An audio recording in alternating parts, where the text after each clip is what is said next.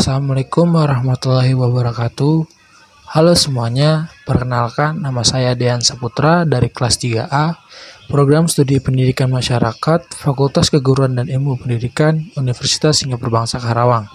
Kali ini saya ingin memaparkan tugas materi inovasi kurikulum dan pembelajaran yang diberikan oleh Ibu Ika Rizky Melia, MPD, selaku dosen pengampu mata kuliah kurikulum dan pembelajaran. Inovasi kurikulum dan pembelajaran. Pengertian inovasi kurikulum pembelajaran, hambatan yang timbul dalam adopsi dan inovasi, ciri-ciri pendidikan, hasil inovasi kurikulum, sifat perubahan inovasi, kontribusi inovasi pendidikan, adopsi dan pelaksanaan inovasi pendidikan. Pengertian inovasi kurikulum pembelajaran. Yang pertama, inovasi dimaknai sebagai pembaharuan atau perubahan yang ditandai oleh adanya hal yang baru.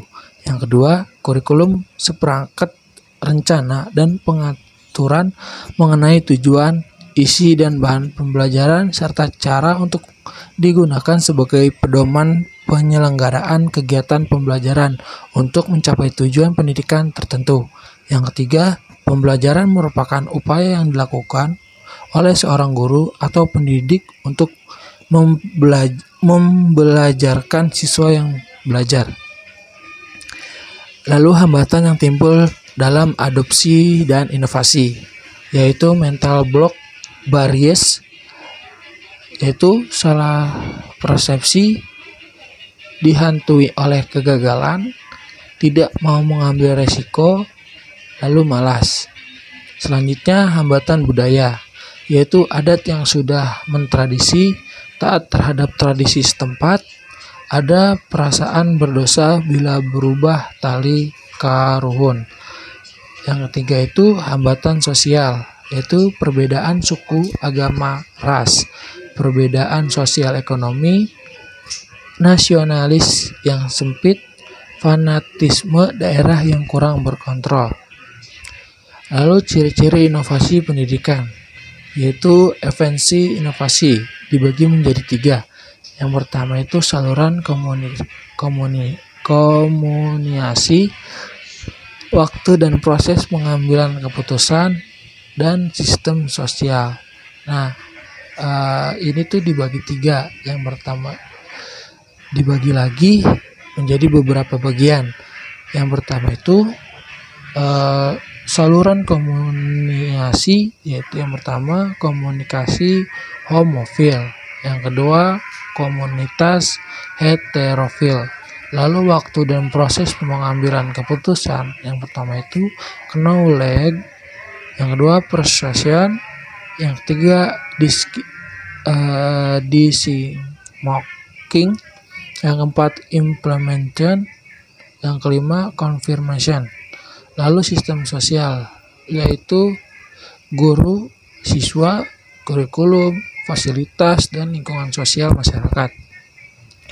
Lalu ada hasil inovasi kurikulum, yaitu yang pertama KTSP, kurikulum sistem ganda, kurikulum 2007, kurikulum muatan lokal, dan KBK. Lalu sifat perubahan inovasi. Sifat perubahan inovasi Ishak Abdul Haq 2000, yaitu ada beberapa. Yang pertama itu perubahan, penguatan, penambahan, penghapusan, penyusunan kembali, penggantian. Begitupun selanjutnya, yaitu terus berputar di dalam jangka perubahan. Ada di sini kontribusi inovasi pendidikan. Inovasi dalam pendidikan perlu dilakukan demi meningkatkan mutu pendidikan, karena inovasi pada dasarnya merupakan pemikiran cemerlang yang bercirikan hal baru dari satu hal, olah pikir dan olah teknologi, dan memperbaiki suatu keadaan tertentu yang terjadi di masyarakat. Lalu adopsi dan pelaksanaan inovasi pendidikan.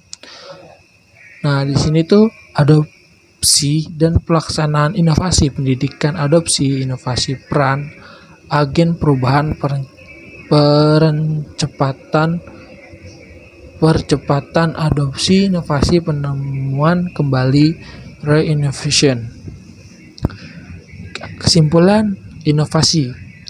Nah, dalam pendidikan perlu dilakukan demi meningkatkan mutu pendidikan, karena inovasi pada dasarnya merupakan pemikiran cemerlang yang bercirikan hal baru yang diterapkan melalui tahapan tertentu untuk memecahkan persoalan yang timbul di masyarakat.